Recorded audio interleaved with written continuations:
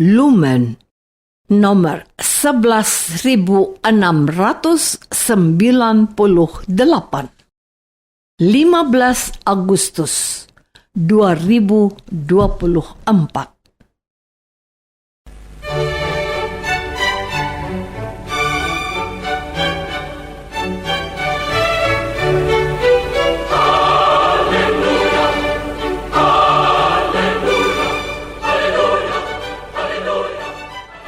Saudara pendengar di segenap penjuru tanah air, selamat bergabung dengan Lumen Indonesia. Lumen Indonesia, siap melayani Anda setiap hari.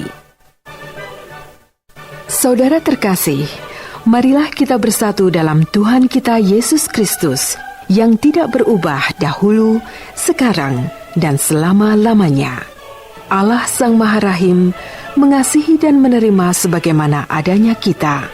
Allah Bapa kita di surga senantiasa bersedia menolong, menghibur, dan meneguhkan kita dalam menghadapi segala permasalahan hidup sehari-hari.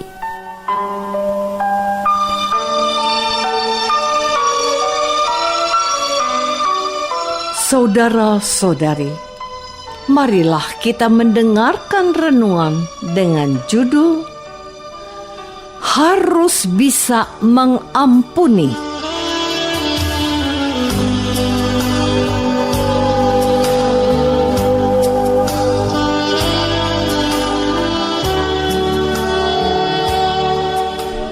Yang berdasarkan pada Injil Matius bab 18 ayat 21 dan 22. Kemudian datanglah Petrus dan berkata kepada Yesus, "Tuhan, sampai berapa kali aku harus mengampuni saudaraku jika ia berbuat dosa terhadap aku? Sampai 7 kali?" Yesus berkata kepadanya, "Bukan, aku berkata kepadamu, bukan sampai 7 kali, melainkan sampai 70 kali 7 kali."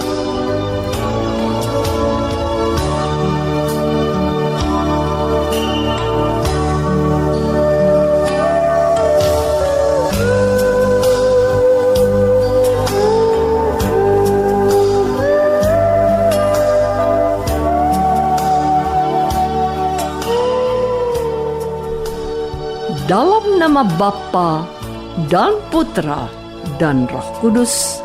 Amin. Saudara-saudari terkasih dalam nama Tuhan Yesus Kristus. 2 ayat firman Tuhan ini menjadi salah satu teks Alkitab yang paling aku sukai di samping teks lain dari Injil Matius yang berkata, "Kasihilah musuhmu dan berdoalah bagi mereka yang menganiaya kamu." Matius bab 5 ayat 44. Dan keduanya aku coba resapkan setiap kali aku mendoakan doa Bapa kami yang diajarkan oleh Tuhan Yesus, yaitu, "Dan ampunilah kesalahan kami, seperti kami juga mengampuni orang yang bersalah kepada kami." Matius bab 6 ayat 12. Bagian dari doa ini saya dan kita serta gereja di seluruh dunia mendoakannya setiap hari. Adakah dampaknya doa itu dalam kehidupanmu sampai hari ini? Atau doa itu meluncur begitu saja tanpa meninggalkan bekas yang dapat menjadi panduan dalam hidupmu? Jika tidak, maka sayang sekali kalau hal itu terjadi. Bagi saya, dalam penghayatan hidupku sebagai orang Kristen, inilah sesuatu yang membedakan kita dari cara berpikir masa lalu orang-orang Yahudi atau orang-orang kebanyakan masa kini. Mata ganti mata, gigi ganti gigi. Atau ada orang yang begitu marah dan kecewa, dan ia berkata, "Tiada maaf bagimu." Saudara-saudari terkasih, saudara-saudari kita umat Islam mengucapkan mohon maaf lahir dan batin kepada sesamanya umat Muslim pada hari raya Idul Fitri dan Idul Adha. Apakah hal seperti itu ada dalam tradisi atau kebiasaan kita orang Kristen? Setahu saya tidak ada. Namun kita justru mendoakan hal itu setiap hari. Setiap kali kita berdoa Bapa kami, yaitu doa yang diajarkan oleh Tuhan Yesus sendiri. Sekarang pertanyaannya, seberapa relevankah pertanyaan Petrus kepada gurunya? "Tuhan, sampai berapa kali aku harus mengampuni saudaraku jika ia berbuat dosa terhadap aku? Sampai 7 kali? Coba kita telisik. Mengampuni sekali saja susahnya minta ampun. Petrus penawar.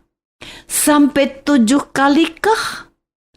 Angka 7 menunjukkan kesempurnaan tindakan baik seorang Petrus yang taat pada didikan untuk mengampuni. Namun, jawaban gurunya sungguh di luar dugaan Petrus yang sudah bersemangat itu. Saudara-saudari terkasih, perhatikan apa yang dikatakan Yesus kepada murid tertuanya yang bernama Petrus itu. Bukan, aku berkata kepadamu, bukan sampai 7 kali, melainkan sampai 70 kali 7 kali. Secara matematis dapat dihitung dengan mudah, apalagi kalau pakai kalkulator, yaitu sebanyak 490 kali harus bisa mengampuni. Sudah saya katakan tadi, mengampuni sekali saja, susahnya minta ampun. Petrus menawar untuk mengampuni sebanyak 7 kali. Lah, ini Tuhan Yesus minta sebanyak 70 kali lipat dari penawaran Petrus. Yang benar aja. Mungkin itu kata Petrus dalam hatinya. Menarik untuk dikaji bahwa Petrus tidak menanggapi pernyataan gurunya itu. Tetapi Tuhan Yesus coba menjelaskan pendapatnya itu dengan perumpamaan tentang seorang raja yang sedang membuat perhitungan dengan hamba-hambanya. Seorang hamba punya hutang 10.000 talenta. Tetapi karena tidak sanggup membayar dan ia minta tempo dan berniat untuk mengembalikannya kelak, raja itu berbelas kasih kepadanya dan membebaskannya. Lebih menarik lagi, apa yang dilakukan hamba yang sudah mendapat belas kasihan itu? Apa itu? Ada temannya yang hanya berhutang 100 dinar kepadanya. Ketika temannya minta tempo untuk melunasi hutangnya yang tidak seberapa itu, dia menjebloskan temannya ke dalam penjara. Ketika mendengar berita ini, murkalah raja yang telah bermurah hati kepadanya. Maka hamba yang jahat itu diserahkan kepada algojo untuk dihukum. Perumpamaan ini disimpulkan oleh Yesus sendiri. Maka Bapakku yang di surga akan berbuat demikian juga terhadap kamu, apabila kamu masing-masing tidak mengampuni saudaramu dengan segenap hati. Saudara-saudari terkasih, sikap Tuhan Yesus jelas. Kamu harus mengampuni saudaramu. Titik. Tidak ada pertanyaan. Sampai berapa kali? 7 kali? Bahkan lebih daripada itu. 70 kali 7 kali adalah ungkapan kepastian yang tidak berbatas. Kita diminta untuk mengampuni orang yang datang minta ampun kepada kita.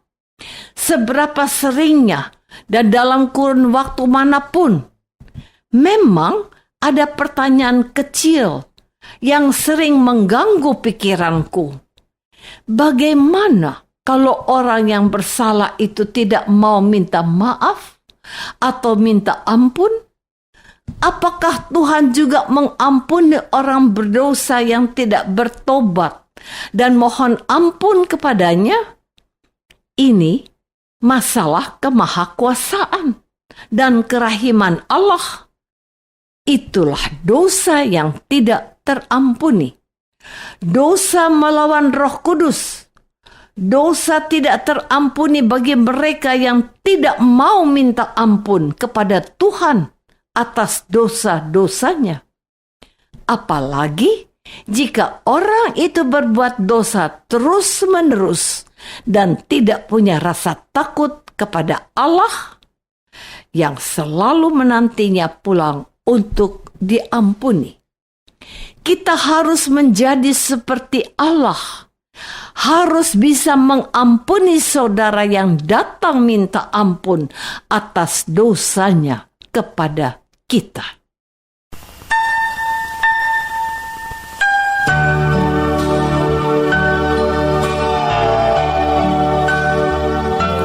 Marilah kita masuk dalam saat hening sejenak untuk meresapkan renungan yang baru saja kita dengar bersama dalam kehidupan iman kita masing-masing.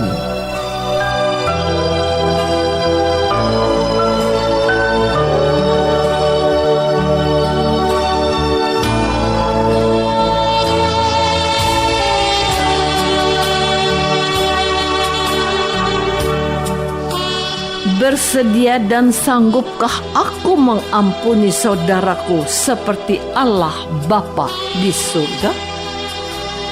Marilah kita berdoa.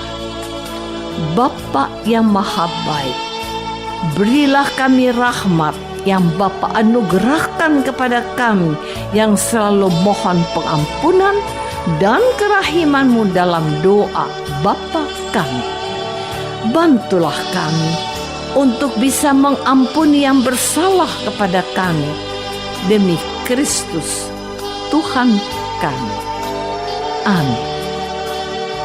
Semoga kita semua selalu dinaungi dan dibimbing oleh berkat Allah yang Maha Kuasa. Dalam nama Bapa dan Putra dan Roh Kudus. Amin.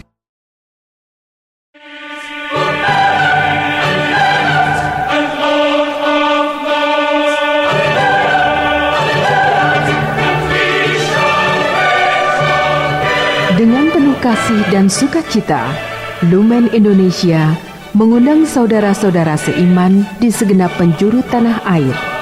Sekiranya ada tanggapan ataupun saran, kirimkan surat Anda ke Lumen Indonesia. Terima kasih atas perhatian Anda. Sampai berjumpa lagi dengan Lumen Indonesia pada waktu dan gelombang yang sama esok hari.